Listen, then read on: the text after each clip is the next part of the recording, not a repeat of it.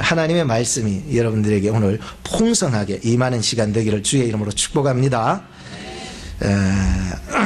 첫째로 우리가 16절 말씀을 보게 되면 보라 내가 너희를 보냄이 양을 이리 가운데 보냄 같도다. 다시 읽겠습니다. 16절 보면 보라 내가 너희를 보냄이 양을 이리 가운데 보냄 같도다 라고 말씀하고 있는 것을 보게 됩니다. 오늘 저나 여러분들이 정말로 하나님의 보내심을 받아 이 자리에 앉게 된 것입니다. 그래서 제자들도 예수님으로부터 보냄을 받아 지금 세상 가운데로 나가게 되는 것을 봅니다. 그것이 나 스스로 나가고 보냄을 받았다는 것이 아니라 온전히 예수 그리스도로 말미암아 보냄을 받았다라고 기록합니다. 오늘 여러분들이 이 자리에 앉아 있는 것은 내 스스로 온 것이 아니라 하나님의 주도 면밀한 인도가 있었음을 믿으시기 바랍니다. 그렇기 때문에 하나님 앞에서는 전혀 실수가 있다 없다? 없어요. 나는 지금 실수를 해도 하나님은 모든 것들을 내 실수마저도 연약함마저도 다 협력하여 선을 이루어서 나를 이 자리에 앉게 만들어 버렸다는 거예요. 그래서 반드시 하나님께서는 우리를 구원하시고도 남을 수 있는 능력의 하나님이심을 꼭 믿으시기 바랍니다. 사도 바울은 그의 서신서 서두에 보면은 다 그렇게 기록합니다. 자신의 사도성이라든지 자기가 전하는 이 복음의 메시지가 다 나에게서 나온 것이 아니고 사람으로서 내가 배운 것도 아니고 사람으로서 들은 것도 아니라 내가 이 전하는 이 복음은 온전히 사람에게서 나지 아니하고 오직 하나님의 뜻으로 말미암고 오직 예수 그리스도로 쫓아 된 것이다 라고 이렇게 다 얘기를 하고 있는 것을 보았습니다. 갈라디아서 2장 20절에 보면 이제 내가 육체 가운데 사는 것은 나를 사랑하사 나를 위하여 자기 몸을 버리신 하나님의 아들 즉 예수 그리스도를 믿는 믿음 안에서 산다라고 고백하고 있는 것을 보았습니다.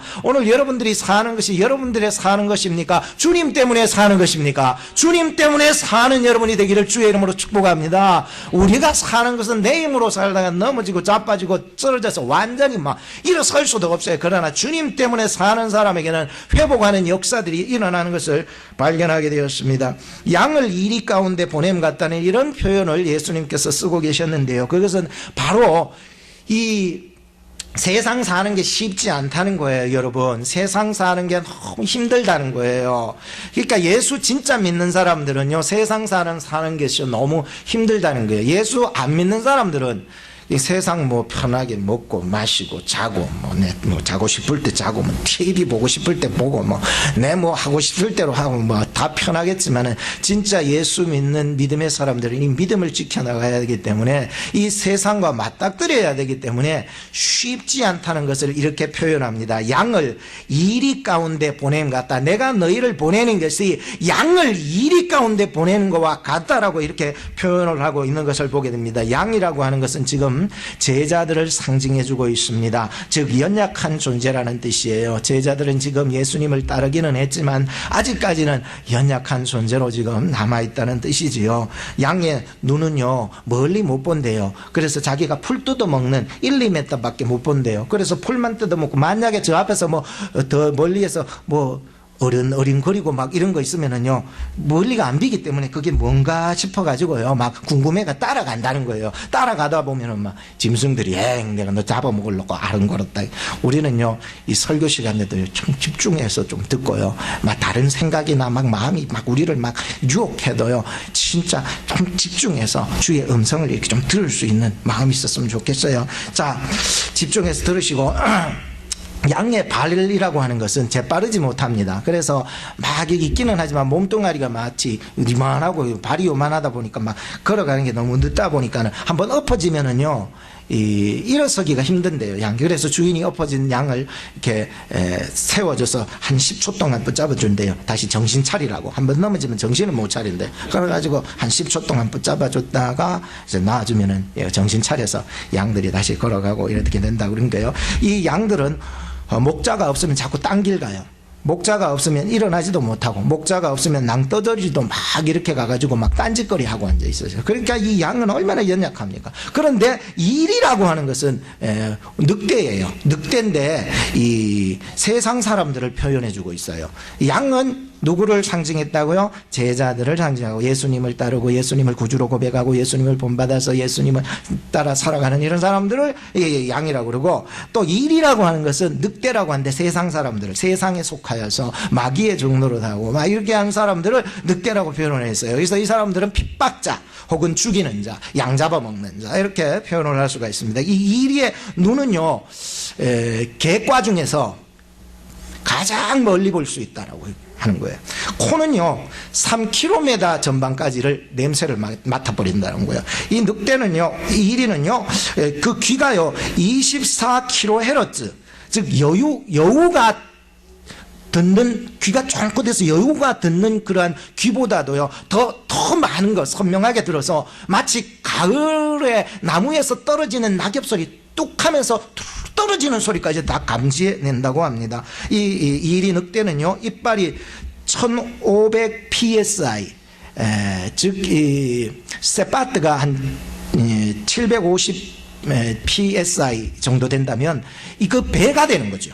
이 세파트의 배가 되는 그러한 이빨을 가지고서 한번 압력을 말하는데, 한번 물어제끼면은 뼈가 그냥 와자작 이렇게 부러질 정도로 물어버리는 압력을 가진 그 이빨이라는 거예요. 또 다리는 64km를, 사람은 빨리 달면 한 뭐 30km, 40km 뭐 그 정도 될, 그러니까 이거는 막 64km를 달릴 수 있다는 게. 근데 이 이리 늑대는요, 혼자 있지 않아요. 꼭 5, 6마리씩 뭉쳐서 이렇게 몰려서 다니고 있다라고 하는 것이에요. 양은요, 그런데 다 부족한 것이 너무 많아요. 뭐 날카로운 발톱이나 이빨이나 뭐 이런 게 없어요. 그런데 딱 한 가지 장점이 있대요. 혹시 아세요? 앞도 잘 못 봐요. 잘 뛰지도 못해요. 이빨도 없어요. 날카로운 이빨도 없어요. 그렇기 때문에 이 양은요, 한 가지 장점이 있는데 잘 듣는 것이라는 거예요. 그래서 수천 마리들이 광야에서 다 풀려져 있어도 자기 목자가 휘파람 소리를 휙 내면은요, 그 중에서 200~300마리들이 자기 목자의 소리만 듣고 쫙 몰려서 자기 목자의 음성을 듣는 곳으로 몰려든다는 것입니다. 그래서 마치 양은 다 부족해도 목자의 음성을 구분하여 듣는 것처럼, 오늘 저는 이 설교가 예수 그리스도 안에서 여러분들이 들려지기를 축복합니다. 그래서 주님, 오늘도 세상에 유혹 많고 또 우리를 꼬드기는 것들이 많겠지만, 주님, 나에게 장점이라고 하는 것은 정말로 주님의 음성을 들을 수 있는 그러한 귀인데, 나의 기문을 여시고 생각의 문을 여시고 마음의 문을 열어주셔서 주님의 말씀이 오늘 이 강단에서 떨어진 말씀을 통해서 주님의 음성이 들려질 수 있도록 도와주세요 라고 하는 믿음이 있기를 주의 이름으로 축복합니다. 두 번째로 16절 하반절에 보면, 그러므로 너희는 양이고 이리 가운데 보냄 같으니까, 그러므로 너희는 뱀같이 지혜롭고 비둘기같이 순결하라라고 이렇게 말씀해주고 있는 것입니다. 그런데 왜 하필이면 뱀입니까?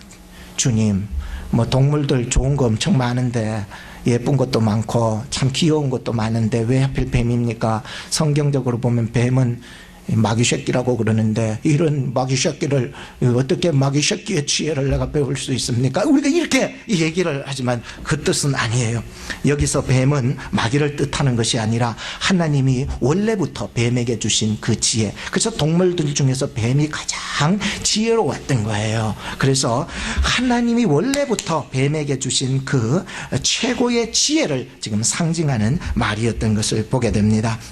예전에 제가 어릴 적에 한 번은 어머니께서 밭에서 밭을 메시다가 소리를 지르시는 거예요. 뱀이다! 그래가지고 제가 가보니까 진짜 엄청난 뱀이었어요. 진짜 큰 뱀이었어요. 그 당시에 뱀이라고 하는 것은 바로 돈이었어요. 뱀을 들고 가서 팔면은 돈 줬어요. 그래서 이게 돈벌이다 싶어가지고 짝대기를요, 긴 거를 가져와야 돼요. 일단 어리지만 그래도요, 무서움은 별로 없었으니까, 동물에 대한 그런 거. 그래서 짝대기를 긴 거 하나 주워가지고 오는 사이에 벌써 이놈이 스르륵 하면서 흔적도 없이 사라져 버린 거예요. 내가 어딨나 막 찾으러 온 여기 밭을 다 돌아다녀도요, 온 데 간 데 없어요. 흔적조차 찾을 수 없어요. 그 긴 뱀이.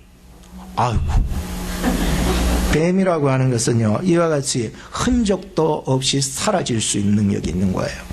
뱀이라고 하는 것은요, 상황 판단이 굉장히 빠릅니다. 이것이 내가 정말로 달가들어야 될지 안 그러면 피해가야 될지, 이것을 굉장히 빨라요. 그렇기 때문에 딱 순간적으로 이거는 피해가야 되겠다 이러면 나를 안 거죠. 내가 짝대기로 잡을 줄 알고 이미 나를 알고 피해갔는데 내가 그를 몰랐던 거지. 그래서 내가 어리석었던 놈이고,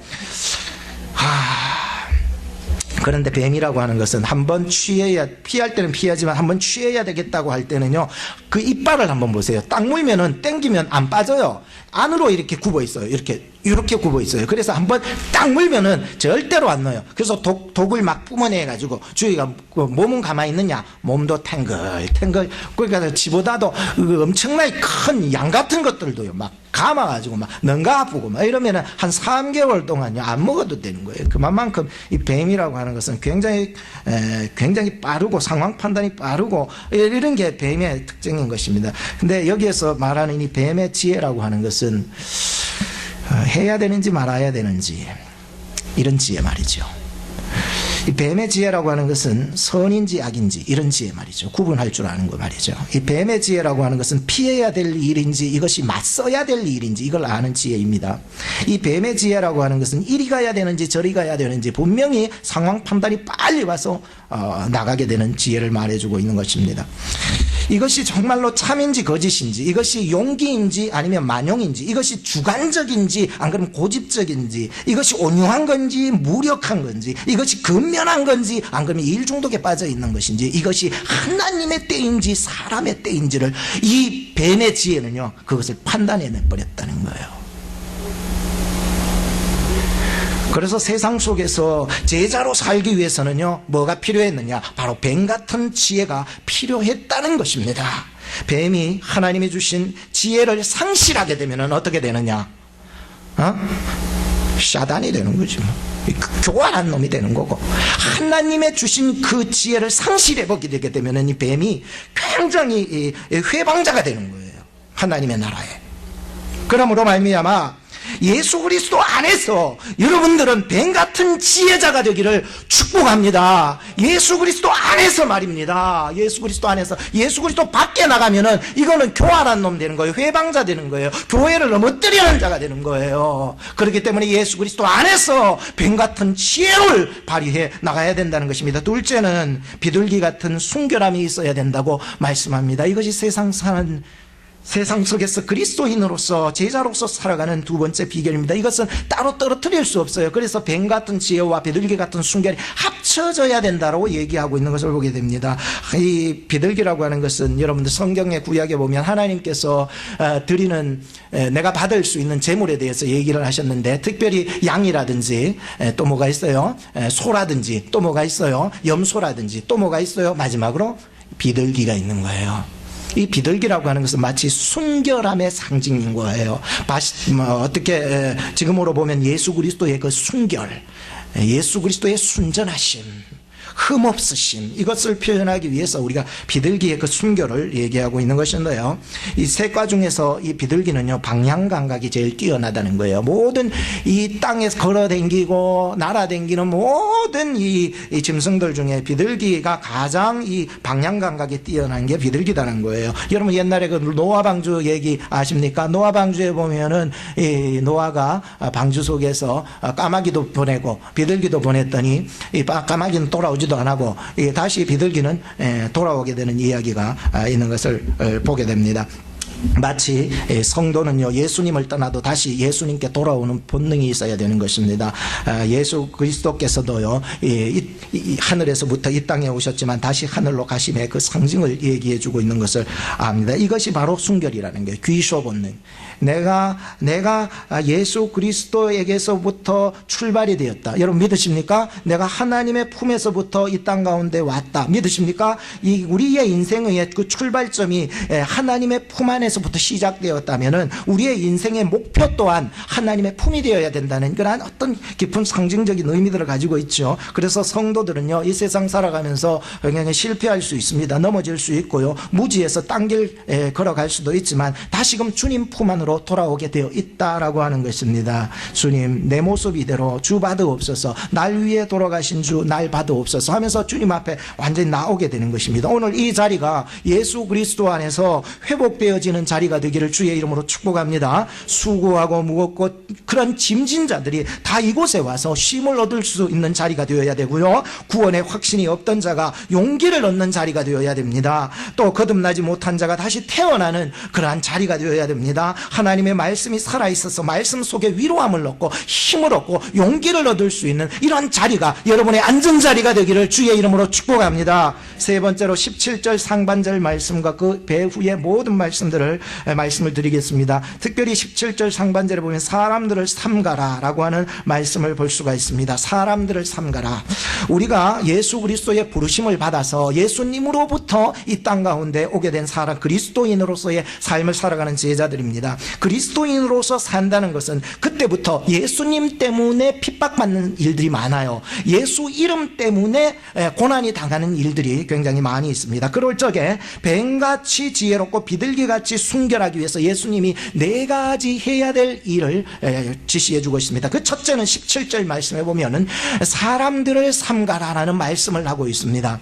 이 말은 그 원문에 보면은 프로세케테라는 말씀입니다. 뭐뭐로부터 마음을 지켜라, 뭐뭐로부터 마음을 지키라 라고 하는 그런 뜻입니다. 이게 삼가라, 사람들을 삼가라. 그러니까 너무 가까이 있으면은 사람 때문에 실망하고, 너무 가까이 있으면은 사람 때문에 상처받습니다. 그렇기 때문에 너무 가까이 있으면은 세상 사람들로부터 영향력을 받지 않을 수 없습니다. 전에도 얘기 드렸듯이 썩은 사과이고 건강한 사과들이 많이 있지만은 결국은 이 썩은 사과들이 건강한 사과 때문에 다시 회복되는 것이 아니라 이 썩은 사과가 건강한 사과들을 이 침투해 나간다고 있다라고 하는 것이었습니다. 그래서 떨어뜨릴 필요가 있다라고 전에 말씀드렸었는데요. 매 마찬가지 있습니다. 매 마찬가지로 너무 가까이 있으면 사람 때문에 실망합니다. 너무 가까이 있으면 사람 때문에 상처받습니다. 그래서 사람 때문에 상처받는 것이에요. 나는 저 고양이 때문에 나 상처받았다는 사람 못 봤어요. 나는 우리 집에 키우는 애완견 때문에 상처받았다는 사람 못 봤어요. 모든 것이 상처가 어디서 오냐? 사람에게서 찾아오기 때문에. 여러분, 자동차를 타고 갈 때도 쉽게 표현할게요. 자동차를 타고 갈 때에도 여러분들 바짝 붙어가면 어떻게 될까요? 사고 나죠. 그러면 어떻게 해야 될까요? 안전거리를 지켜가야 됩니다. 매 마찬가지로 우리의 인생을 살아가면서도요, 정말로 하나님의 백성들이 이 안전거리, 이 굉장히 중요합니다. 세상으로부터 우리가 안전거리를 반드시 지켜나가야 나를 보호할 수 있게. 그래서 이 본문은 사람들을 삼가라라고 하는 것은 세상 사람으로부터, 우리의 핍박자로부터 떨어져서 네 마음을 지켜갈 수 있는 안전거리를 지켜가라는 게. 두 번째 19절 말씀에 보면 어떻게 해야 될지, 무슨 말을 해야 될지 염려하지 말래요. 왜냐하면은 이 제자들에게는요, 하나님의 백성들 속에서는요, 말씀하시는 하나님, 즉 성령 하나님께서 그들을 인도해 나가신다는 거예요. 말씀이 생각 안 나고 어떻게 해야 될지 생각 안 날 때에 성령 하나님이 늘 함께하고 계시기 때문에 이 사람들은 내가 어떻게 해야 될지, 무슨 말을 해야 될지 성령께서 즉시 말씀하게 하시고 생각나게 하실 줄로 믿습니다. 그렇기 때문에 우리가 살아가는 이 기본적인 삶은 바로 늘 매일매일 우리가 하나님과 동행하면서 살면 되는 거예요. 그러면은 내가 어떻게 행동을 취해야 될지, 무슨 말을 해야 될지 고민하고 염려할 필요가 없다는 거예요. 내 속에 성령께서 말씀하고 계시고 인도해 나가실 줄로 믿습니다. 세 번째는 22절에 보면 끝까지 견디라고 말씀하고 있습니다. 이것이 그냥 끝까지 견디라는 것이 아니라 예수님 때문에, 예수 이름 때문에 당하는, 내가 정말로 예수 이름 때문에 정말로 내가 피해갈 수 있었는데도 예수 이름 때문에 가다 보면은 피해갈 수 없는 자리가 올 때가 있다니까요. 그때에는 예수 이름 때문에 이 일을 감당해야 될 때는 끝까지 견디라고 하는 게, 반드시 하나님께서 구원하여 주신다고 얘기해 주고 있는 것입니다. 예수님께서는요, 이와 같이 끝까지 하나님이 내려주신 그 십자가의 길을 걸어 나가시고 계신 것을 보게 되었었습니다. 여러분, 중간에 인생 가운데 신앙생활 하다가 낙심하지 말고 포기하지 말고 끝까지 견뎌 나가시기를 주의 이름으로 축복합니다. 네 번째로 마지막에는 23절 말씀에 보면 이 동네에서 핍박하면 저 동네로 피하라. 다시 쉽게 말하면 도망하래요.